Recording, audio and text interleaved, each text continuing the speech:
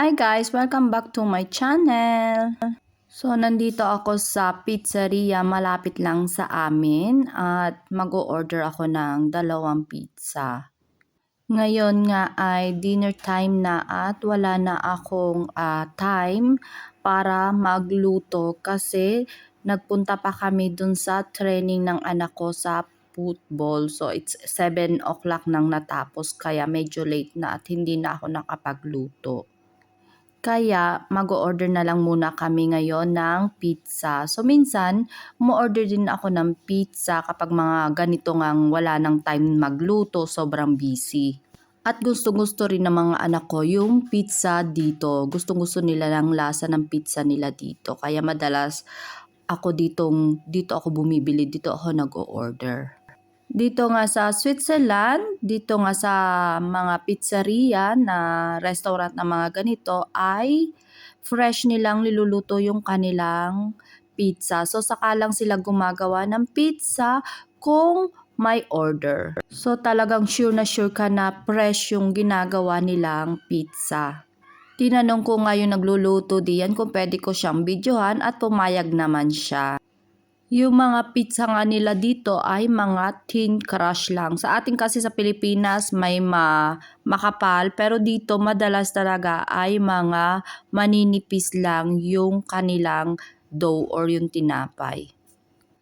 Ang in-order ko nga diyan ay yung isa ay may ham at yung isa naman ay may cheese lang. Kasi yung aking anak na babae, gusto lang niya ng may cheese. Pero yung anak ko lalaki, yung bunso ko, ay gusto niya yung may ham. Madali nga lang niya itong ginawa at madali rin yung pagkaluto ng pizza. Kaya madali rin ako makakauwi sa amin. 7:30 na nga ito ng gabi at madilim na kasi dito sa Switzerland, winter. Pero kapag summer, kapag 7:30 hanggang 8, minsan hanggang 10, maliwanag pa. Pero ngayon kasi ay winter time. Kaya 6 pa lang ng gabi ay madilim na dito sa amin, dito sa Switzerland.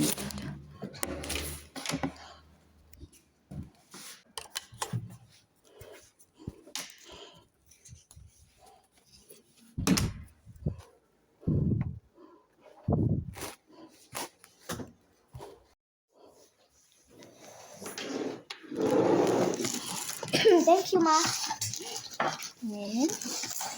Good. Can you say ace? Yeah. Tuwang-tuwa nga dyan yung aking mga anak kasi tig-isa sila na pizza. Kasi normally isa lang yung binibili kong pizza.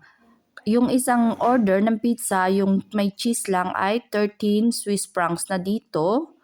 At yung may karne, yung may ham is 14 francs. Ang pagkano ko 14 or 15 francs. Swiss francs yung pera dito sa Switzerland. So yung ngayon currency ay 1 Swiss francs sa atin sa peso ay mga 55 to 60 pesos ang 1 Swiss francs. Grabing gutom na gutom kami diyan kasi nagtrabaho ako maghapon. Tapos yung mga anak ko naman ay nag-school. At after nga ng school ay nagtatakbo na kami kasi may training itong anak kong lalaki. Nakapag ano pa nga siya dyan football dress. Yeah, may socks pa siyang mahaba. Masyadong malapit. Enjoy na enjoy nga kami diyang kumain at itong anak ko ay pinapakita pa sa inyo ang itsura ng pizza. Pag ganyan ang ginagawa niya, ibig sabihin nyo masaya-masaya siya at nasasarapan siya sa pagkain niya. Gutom na gutom? Ha? Yes. Grabe ang gutom eh. Also, Ikaw, sobrang gutom ikaw? I can't eat go Gusto to daw siyang gutom. Mama.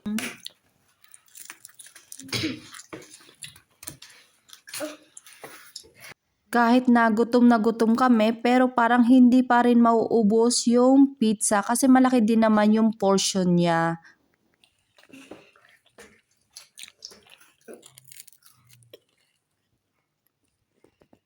The world's biggest pizza. The world's One biggest piece? pizza. One Your- piece? Look, it's bigger on my head. It's bigger than your head. Bigger than mine. Nag-i-English siya. Try niya mag-English. So delicious. So delicious daw. May ganun pa. Oh. Das kann ich nicht fertig essen. Und das kostet 4 Milliarden $1000. Yeah? Eins nur. Hindi daw niya matatapos lahat. Nur Hindi niya eins. na maubos. Nicht fertig jetzt das essen. Look, das ist nur so klein. Das ist besser. Ang salita ng mga anak ko ay Swiss German o yung sinasabi nila dito na Berndeutsch at Deutsch or German.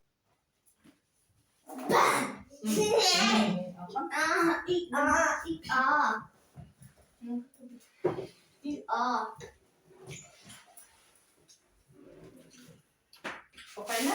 Wala na? The world's smallest pizza. Mama. Ulisin mo yun. Lagay mo sa pan kung ayaw mo na. The world's smallest pizza for the 1-to-1.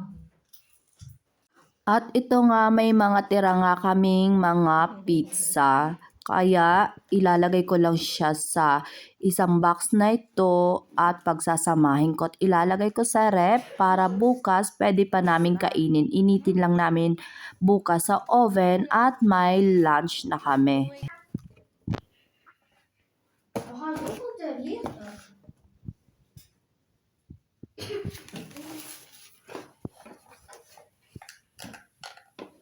Yung anak ko lalaki ang may hawak ng camera. Siya yung kumukuha sa akin ng video kaya natatawa siya dyan.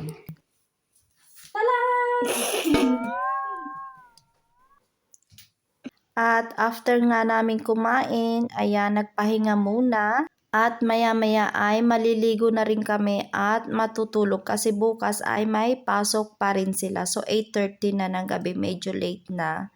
Kaya maya-maya lang ay maliligo na para makatulog na kami. Sobrang pagod na nga ako diyan kaya medyo tulala na ako diyan habang kumakain ng grapes. Ito yung grapes na tira ng mga bata kanina. Ginawa namin siyang dessert after ng pizza. Ito ang araw na ito ay sobrang busy, sobrang nakakapagod pero ganyan talaga ang buhay lalo na kapag single mother ka dito at nasa ibang bansa ka. Wala kang pamilya, walang tumutulong sa'yo, sarili mo lang. Thank you for watching!